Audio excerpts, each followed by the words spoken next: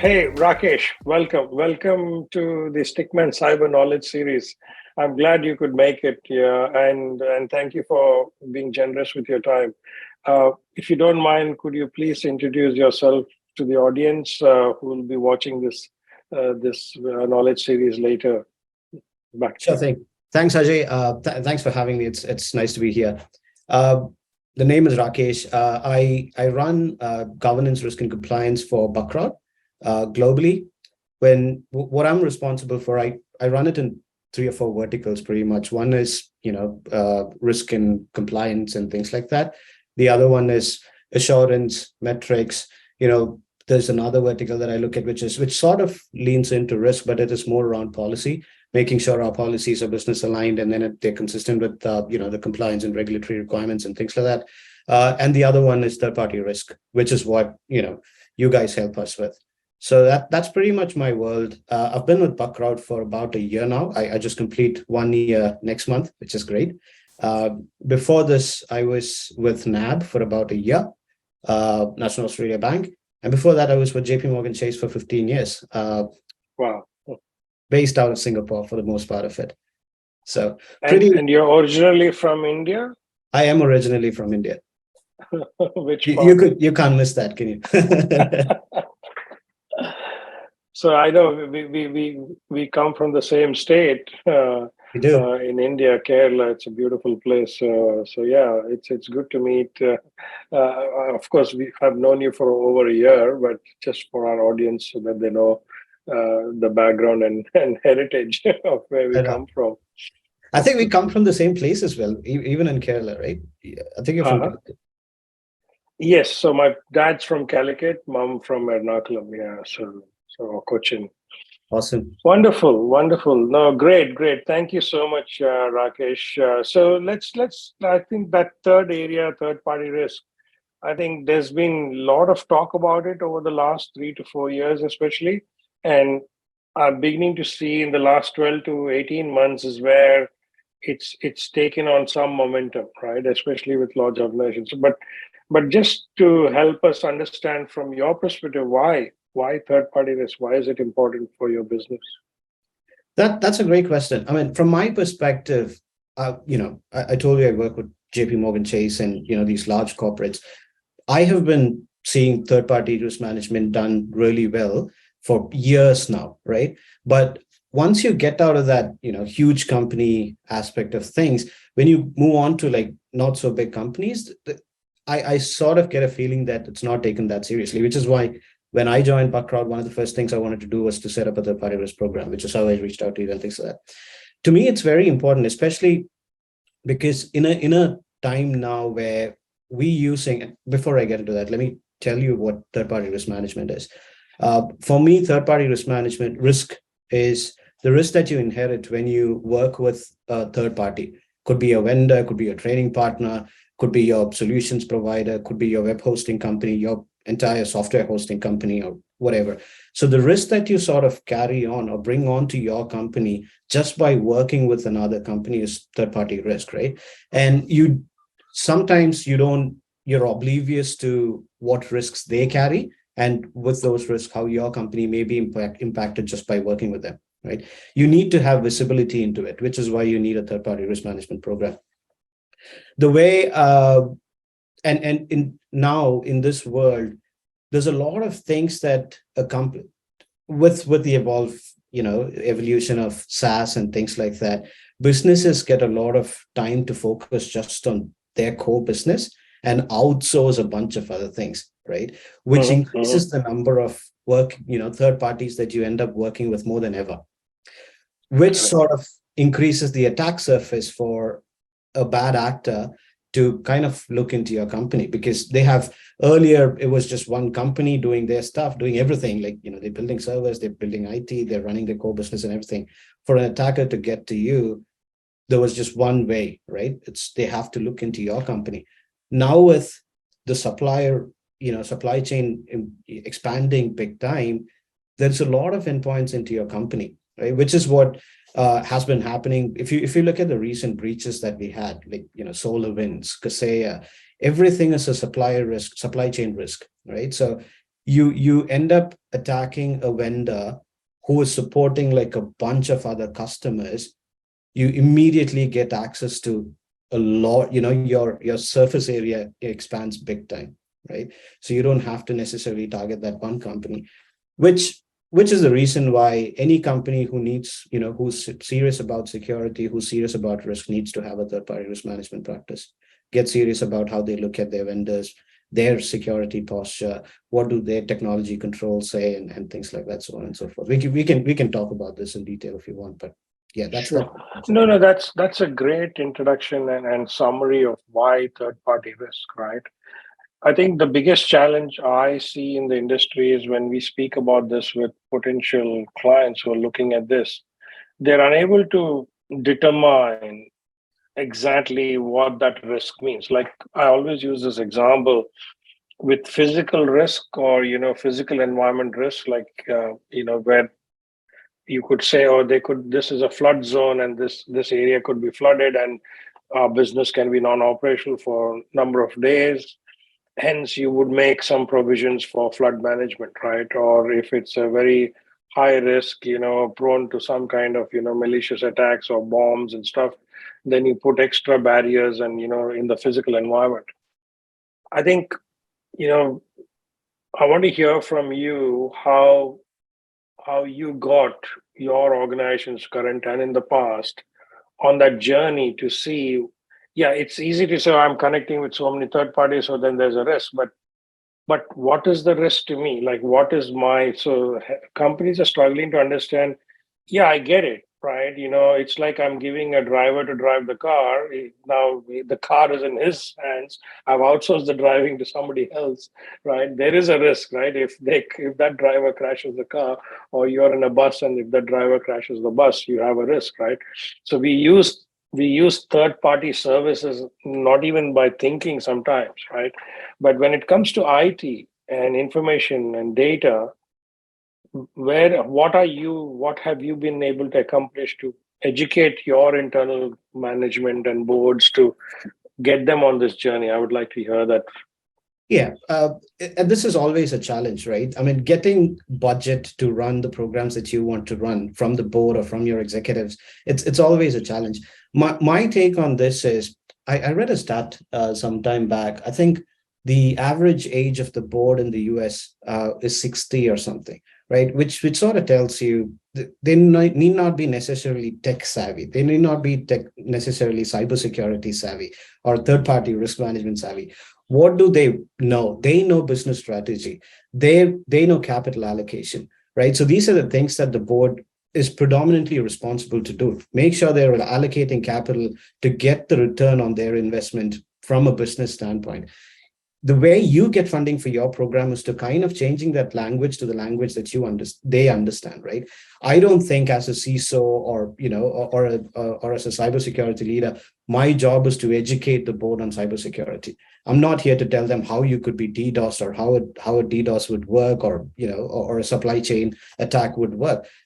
I change that language into, and you need to quantify the risk that you would end up carrying and things like that. Translate that into business risk and tell them, listen, if we happen to have a breach through this channel, this is how much money we would end up losing, or this is how much business that we would end up losing. Now, what we could do is, if you give me this much money, I should be able to bring that loss of business risk to this much, right? And you quantify that, you kind of tone it down to a level where a 2-year-old can understand, and go to the board and tell them, see, this is the thing, give me the money, and and this is probably the potential return on investment on the business that you will make by starting up this program. And it's the same for any program. If you're asking for a SOC, if you're asking for an application security function, anything, it's the same logic that I use. Yeah, it's kind of like a you're paying an insurance premium, but you're also paying for not to make a claim, essentially, right? If you have a breach, because I think all these things are interrelated. I have had customers tell me, or potential customers tell me, "Oh, we don't need security. We got cyber insurance." But it's like telling my home insurer that I'm going to leave all my doors and windows open, but you have to insure. But I've also got very expensive stuff in the house, very high valuable stuff. But sorry, but I won't be locking my doors and windows, but you still have to insure me. So the journey, what I'm seeing is insurers are also taking a very strong stance on cyber, saying if you don't have the controls, right, we're going to up your premiums and your excess is also going to be quite large. Like I have organizations come and tell me that, hey, we've got 5 million insurance, but guess what our excess is? It's like 500,000 to 1 million, right? So by the time you can even access the claim, you have to still spend 500,000 to 1 million before you can access the claim. So all that premium you're paying is really going into the insurer's pocket. Rather, you invest that money in a cyber program, which can potentially reduce your premiums and also essentially more so protect your business. It's very similar to personal health life insurance, right? I have term insurance. I have term coverage. If I die, my family is going to get some money, but I don't want to die. You know what I'm saying, right? I don't want to die so that my family would get money or whatever, right? I want to survive. I want to survive every day and I want to grow, right? So the last thing I want to do is have an impediment in terms of a cybersecurity risk, and that impending my, or that having a stop on my growth strategy. The reason what excuse me, cybersecurity policy, insurance policies sort of gives you peace of mind, but a strong security program to me gives you a lot more peace of mind. You can then go focus on your business strategy and not necessarily worry about the excess and things like that. Correct. Yeah. So I think it for me it's about that whole education process, right? Many businesses still don't understand, what like ransomware is very easy, right? When you look at cyber risk, you say, okay, all your systems will be locked down. But if somebody is able to access, I think for me, what hits me really hard is and also find it very difficult is to let people know how valuable their data and information is, right? So it's been a journey for us as a business too, and for many of our clients to understand what is the true residual risk for the business, right?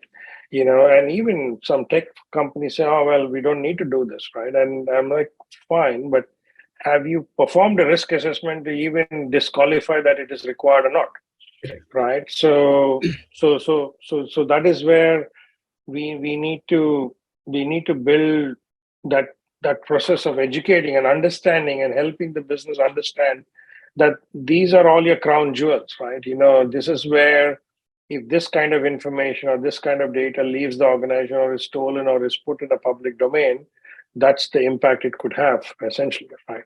Yeah, So it's another dark hole that we can get into and talk for days, right? In terms of how to educate, the larger industry, right? In terms of the importance of each of these. And the problem is, and this is why I love working for Bugcrowd, right? Where you all with the thing with cybersecurity or the thing with risk management is you need to be always a step ahead of the bad guy, right? That's the only way. There's no way we're going to be able to prevent all the breaches, right? What you need to be able to do is and it's a given, right? Everywhere I go, I tell them, you're going to get breached at some point, right? That's a given. You will get breached. Now, the problem is how you come out of that. I mean, the thing that you need to worry about is how you come out of that. We're not here to like make sure that you don't get breached. That's going to happen, right? Bugcrowd, which is where Bugcrowd, and I'm not like doing a Bugcrowd pitch here, but we leverage, tens of thousands of white hat hackers, like cutting edge pen testers, cutting edge hackers, to kind of come up with, identify vulnerabilities, which is why, leverage the crowd. Bad actors are from the crowd as well, right? You don't know the guy, you don't know the face of the bad actor, but here, the white hat hacker guy, the face, you can, vet the guy, and he's probably more skilled than the bad actor, right? And this is a conversation that people needs to sort of understand is the with the hacker, why do people breach? It's for monetary benefits, right? Closer home, when the Optus breach happened, the guy who did the breach, he finally said, I'm not going to do anything with the data. The reason why I went public with the data is because Optus did not have a, disclosure program that I could go to them with the vulnerability that I found and monetize the research that I have done. So if a company had a program like that to tell, identify for somebody to, if they identify a vulnerability, they could come and tell the company, get paid for it. That works. Then they don't have to sell data. That's a different conversation as well, which is why I said, this could go in many, many different directions, but kind of drawing that back into third-party risk. What we need to tell them is, tell people is quantify the risk for them, and tell them, look at the recent breaches that has happened, right? Take SolarWinds, it was a supply chain risk. Take Kaseya, supply chain risk. You don't have to necessarily, it's not your company necessarily that's a target. It's another company, right? Another company gets breached, you get impacted by it, right? Is your insurance going to claim it? I mean, is your insurance going to cover it? Don't know. You're not even going to know when how you got hit or when you got hit if you don't have at least if you don't do the due diligence. The other aspect to it is you're not going to sign a contract with a company without going through the contract, without having a legal guy look at it. Why would you sign a contract without having a cybersecurity guy look at it, right? Legal compliance and cybersecurity, I look at them through the same list or same lens rather, sorry. It's all to protect.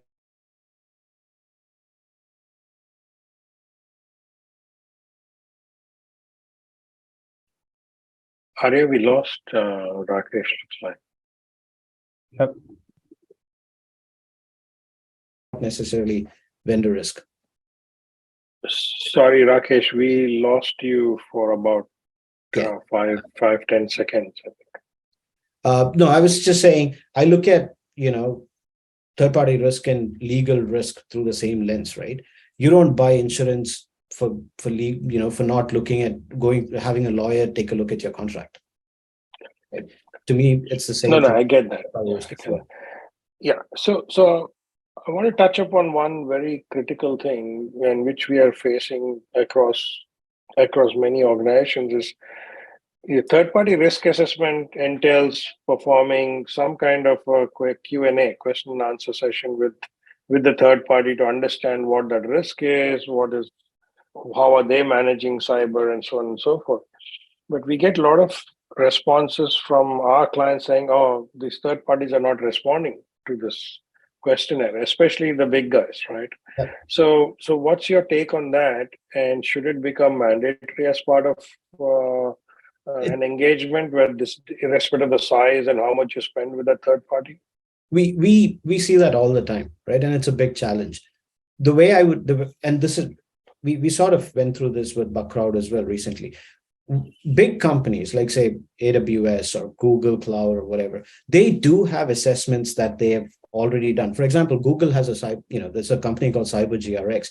Google has a validated tier 2 CyberGRX assessment that they've published on their website already, right? So you can just go through it and get a view of the risk that they're carrying, or they're sort of an understanding of their risk posture. Then you look at what kind of certifications do they have. You sort of take comfort from the industry certifications that they've had.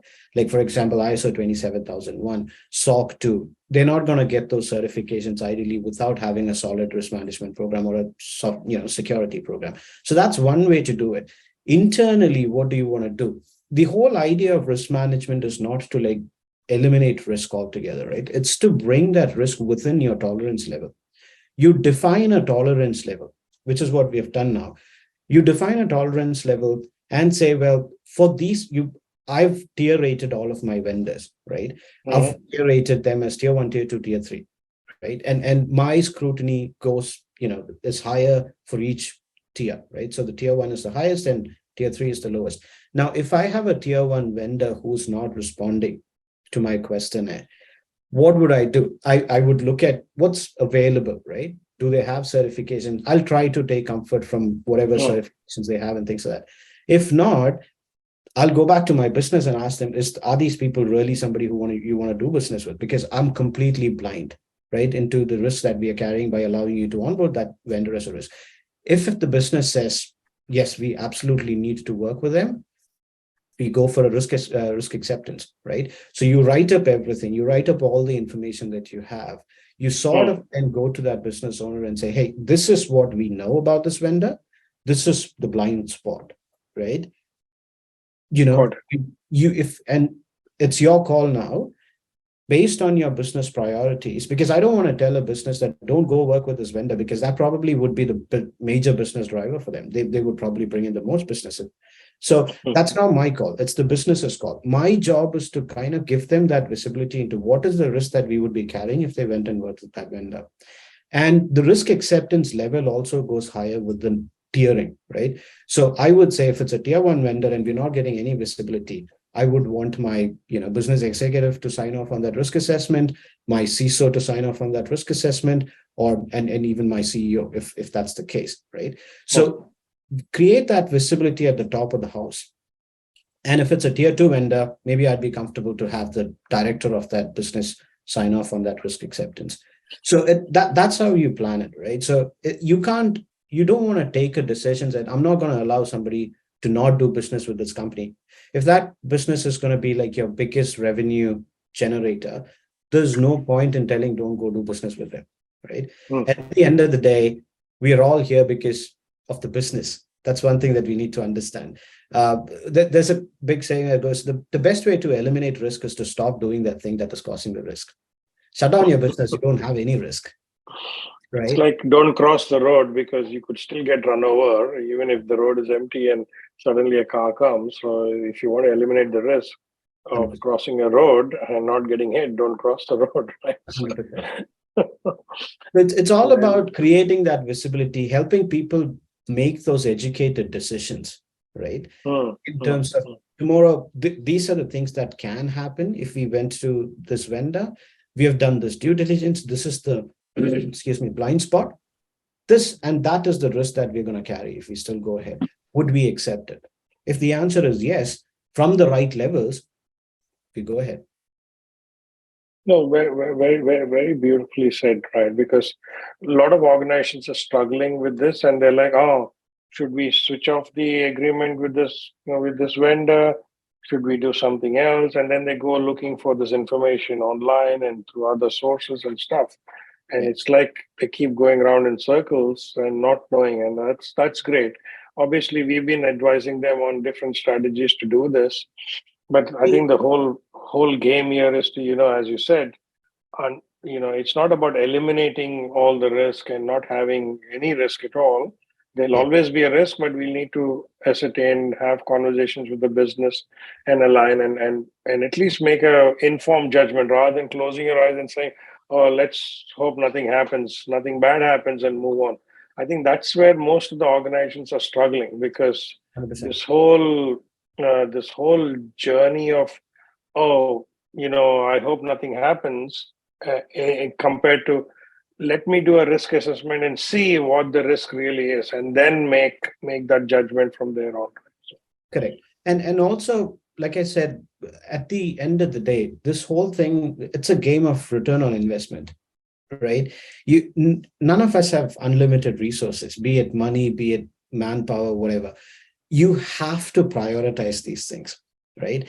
If you're a company that works with 1,000 vendors, you can't look at all those 1,000 vendors through the same lens because you don't have the Hmm. resources, you don't have the money, you don't have the people. You have to prioritize. So you bucket them into like, okay, this is my most important vendor, or this is the list of my, I perceive a lot of risk here because they probably have all my confidential information, they have my customers' information, blah, blah, blah. Then there's another bucket. So when you do that, it adds a lot of clarity in terms of, how you want to look at, right, each of these vendors. So that's a great way of sort of reducing that noise as well. No, I agree. I think these are the two key things, right? Why do I need to do it? How do I go about doing it? How do I find scenarios from where people are not responding or organizations are not responding to this risk assessment, right? And obviously there are other tools which has become quite prominent in the market of running third-party scans, scans on third-party based on information available on the internet, right? Yeah. So running vulnerability scans, doing dark web monitoring on that particular vendor, that's been quite, I would say, it has its pluses and minuses because you're looking at the organization only from the outside. You don't get access into the organization. The into the organization access is only with regards to that questionnaire which you send, and you're hoping that you get the right information back. But running these scans and doing threat intelligence on the third party is something, it's sometimes a hit and miss, but sometimes you get some really valuable Yeah. information about that business. To me, it's not a binary, right? It's not either or. A solid program should have all of these, right? You need to have your questionnaire, you need to get that comfort level, and then threat intel from the external world is super important as well. So and it all again depends on your resources. How much clarity do you want to drive and things like that, which is to me as a a CISO or a senior leader, that's your job, right? To get the money that you think will be enough to drive that clarity, right? Using whatever avenues. And the way the industry is going, you're getting a new tool every other day, right? Intel is like going crazy. So there's plenty of things out there that you can leverage. No, wonderful, wonderful. Rakesh, I think we have covered a lot of ground here the last, I don't know, about 20, 30, almost 30 minutes now. Any last words in terms of, some giveaways, top three best practices in your view in managing third-party risk for our audience? To me, it's I would say it this way. I think a lot of our third-party management practices or heritage, if traditional third-party risk management and traditional application security management programs and all are sort of maturing out from my perspective. The world is, very quickly moving on to SaaS and, cloud and AI and crypto and things like that. The way, to me, we've started, if you look at supplier risk, right, third-party risk predominantly, if you look at a software, we've started, I think the amount of software a company writes have gone down tremendously, right? We use libraries, we use open source libraries, GitHubs and things like that, which sort of changes the attack vector now. It sort of changes the surface now. So we now need to look at, SBOMs, for example, software bill of materials. What is this? What does that look like? So we sort of need to play catch up here, right? So look forward is what my thought process is. I mean, get the traditional risk management practices in place, but then we need to quickly adapt to how the world is changing as well. Yeah, wonderful, wonderful. Rakesh, thank you so much. Really, really appreciate your time. 100%. No, thanks for having me. I mean, this has been great. Always happy to kind of spread some wisdom, right? No, thank you so much, Rakesh. You have a good one. Huh? We'll speak to you Have soon. a good day. Thanks, Ajay. Thank you. Bye-bye.